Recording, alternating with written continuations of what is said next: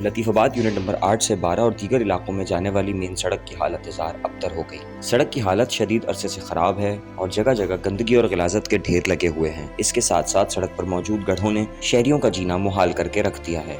Waza रहे कि सड़क से हैवी ट्रैफिक की आमदोरफ्त का सिलसिला भी जारी रहता है, लेकिन सड़क पर मौजूद गड्ढों के बाइस ट्रैफिक की रवानी मुअत्तल हो जाती है। अलावा अजीज सड़क पर कारोबारी मराकज़ भी मौजूद हैं और इन मसाइल के बाइस कारोबारी हजरात का भी जीना दूभर हो गया है।